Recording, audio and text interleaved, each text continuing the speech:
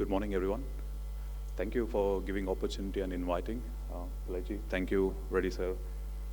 From your discussions, at least, I picked up 3 key topics. I would like to take it forward. And before that, I think it's a good morning and 30 people around here. So not a house full, so we will take a limited time and more impactful session directly to 30 people.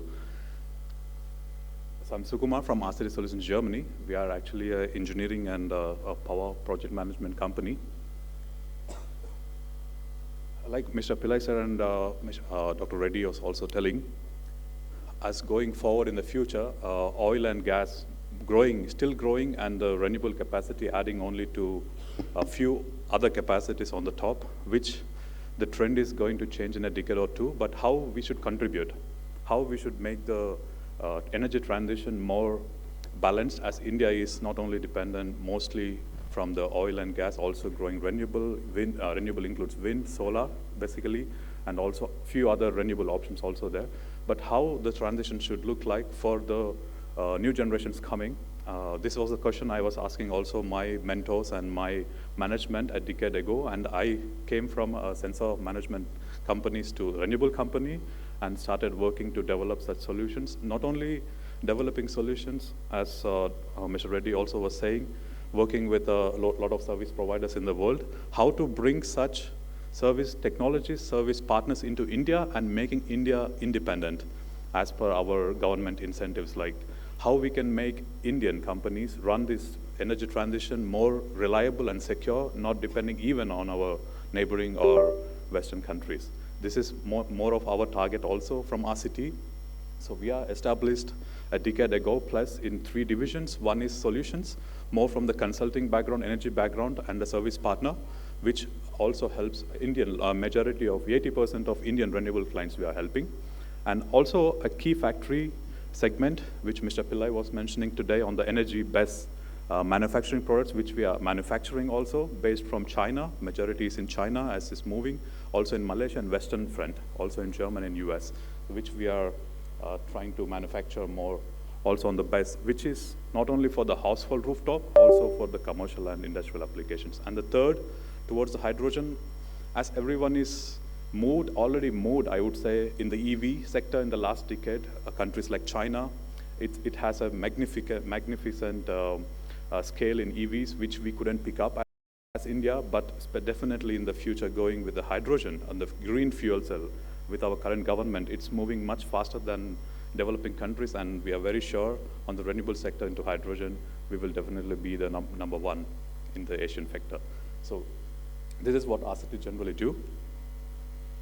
As we said, as most of the points Mr. Pillai and Mr. Reddy was highlighting, how we can do that local manufacturing, what is stopping us being a number 1 populated country, and also I imagine at least travel to the world, India can do much wonders in manpower, also technologies and scale up of manufacturing, how we should see the local manufacturing. This is one topic I would like to discuss today.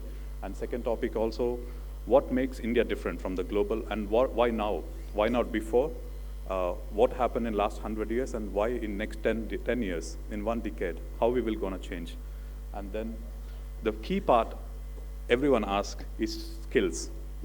I'm very sure, I think as Indians, we love to do everything like jugads and also bringing right things into place. A skill is always there, but how to train the skill to apply. This is also we should very focused to discuss. And the last one case study I would like to explain from the last of our experiences and conclude. In PV, in renewable, India is already a very stable and emerging country compared to others, and more of the Europe I would see as a declining countries, as PV in Europe was really already developed a decade ago and moved to China and other countries, which they took the know-how from Europe, as everyone, I mean India also was taking know-how from oil sector and still taking, but we couldn't dominate that sector, but still following the sector. But in the PV it is different. Everyone now taking the know-how and developing the in-house re-engineered solutions for India. Like the same happened with the sizings for our dress and for our footwear. We should also do such local-made, Indian-made patterns. So like I say, also the growing emerging sectors like US and part of African continent also will follow. I'm coming more from the photovoltaic sector, so I would rather highlight on what's happening a two-step behind the power plant and the grid as today's topic. Behind the grid, there are manufacturers who manufacture the panels, and there are EPC players who are putting up the power plants, who are generating and adding to the grid. So 2 steps behind, RCT works as a backbone to bring such manufacturing into the picture to produce such amount of renewable energy, in which, as you can see on the screen, modules are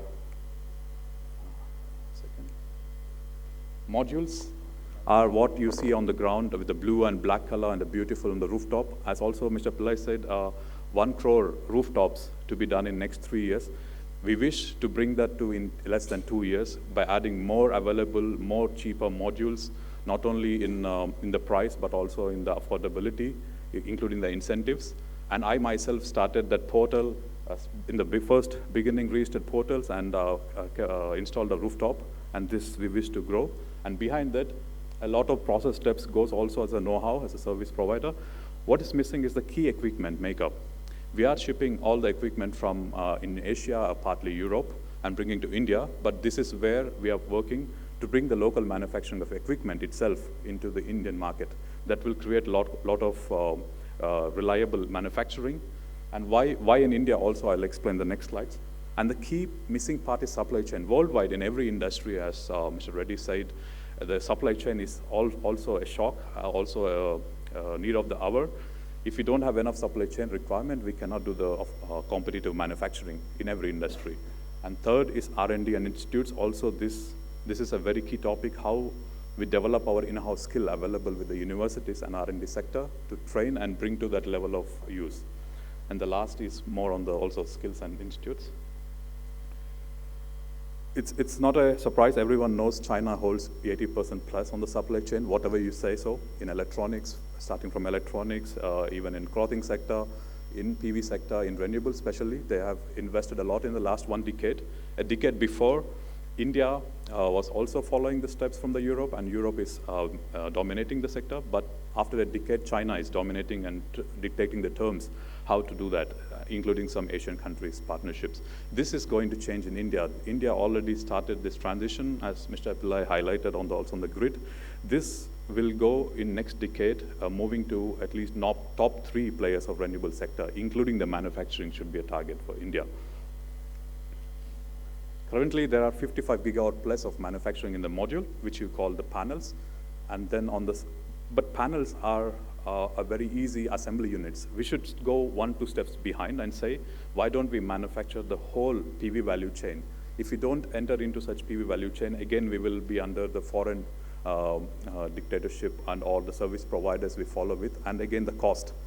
Everything comes at a cost. If there is not affordable, if it's not optimized, no one will do the scale up, including any private sector, and government will feel that immense burden of giving incentives, and again, the taxation money will go into that transition. So to bring the good transition in a reliable way, we should go very vertical manufacturing in all sectors, especially in PV sector, which is a need of the hour. So where we should do? First, on the key process equipment, as RCT also, we are working closely with top 5 players of India who are very actively into renewables now, to help them to bring local PV manufacturing equipment, and also key raw materials like glass. Everyone knows the glass is now demanding in every industry, either it be automobile, either it's in quartz and also the glass sectors, or same in PV solar glass. So this also we should be identifying, and also all its auxiliary equipment, including wires, which is growing very well in India and exporting now. What is integrated manufacturing? I mean, all this upstream and also the auxiliary manufacturing, we should do as integrated. Why? Why in India, and why integrated manufacturing? Then you can have a control on quality, what you produce, and you will be your own consumer, which will also defeat the competition of who will supply, my ship is coming or not on time, all my production is going waste or not. Then especially on the OPEX reduction, like more on the running cost, how I can run the cost of production in an efficient way. This also will be in your control. And why India? This also will be a major question. After China, at least people call in the Western world India as a China plus 1 principle. Everyone is moving the investments from China to India and make it China plus 1. But I would rather say India should be a very Manufacturing is not a new for us, as companies like ONGC and other partners here are doing from a lot of decades. And also seeing my father was in NTPC and coal mining division, we are also seeing from childhood. Manufacturing is not a new one, so it's only the new tradition, how we do in a more smarter way with more applications from the technology. And cost effectiveness. I think we have enough skilled available manpower in different country parts. All it takes is the right strategy, right policy to train and to bring the expertise on board to make such manufacturing more feasible. And my very favorite topic is energy sovereignty. Like recently also Mr. Reddy explained on the CrowdStrike, this Microsoft one, that is a beginning as a warning, but before that the war between in the Europe also with the Russian-Ukraine war, this is all the beginnings, and this will even grow, and tomorrow there will be a war on energy. This will be the big topic. So to be free from such energy dominance and energy independence, we need to invest not only in other renewable sectors, but also in solar PV, which is more affordable and getting cheaper. And this 1 crore rooftops will be finished, and there will be a 10 crore rooftops possibly happening, and everyone should also trade. Also very interesting incentive from Mr. Pillai is peer-to-peer trading, which was very famous in Germany. When I was in Germany, we were also doing from our rooftops. This should be also very well applicable in India. That's more exciting, as we all excited in the stock market. Now the new budget is not that favoring. Maybe the energy trading and stock marketing will be more favorable in tax until government understands the taxation on it. So we should invest and try to do that. As every country, also India, I would say India highlighted this incentive program very well to protect the Indian manufacturing interest in PV. So they have implemented a program called PLI, similar to also in semiconductor. So this was well taken, and we are more independent now, like every other countries. And what is integrated PV? Like I have shown a value chain here. As everyone see power plants, I think most of you see the power plants here, and the BESS and the energy storage on the right side, which everyone is talking this, but there are 5 or 6 key steps also behind where China is dominating, which we should invest. Currently, India is already doing from ingot, just for your information. Already Adani and such other companies started working from ingot. So this is also a good chance for other players to reinvest into its auxiliary manufacturing, to bring that not only the cost of production low, but also the LCOE to be lower, because on the power plants, the levelized cost of electricity is the biggest factor to choose the energy trading from. Tough times for Europe, unfortunately. Europe was the one who transferred the know-how to Asian countries, but now tough times. The issues are multiple. The gap in gigawatt manufacturing, the scalability in Asia is a lot. You don't do in one piece, you do in 10 times more for the economy. So we should also apply the learnings from Europe on the scalability, also the applicability of technologies. Same in North America, as America very directly says, oh, I will not buy from Asian countries and seeing differently, but India is a very strategic partner. That's also a good chance. Why to invest in India is also bringing that supply chain development in India and ship to US, also helping our partner continents better.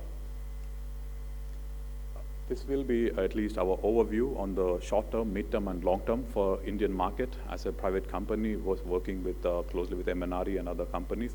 Now we are developing a base, how to bring such factories into the ground. But in mid term, we should develop our own supply chain, local supply chain, whatever we use in bringing that solar module out, a glass, a fiber. We should bring it. And on longer term, we should also trade power out. Not importing the power or importing the material to energize. We should also, in a place to export our renewable energy outside the country for our neighboring countries who are in need, also have difficulties in raising. This will be our very summary for the mid-term, short-term, and also long-term plans. Great topic on any industry. Also we discuss training, skills, the gap between the trainings.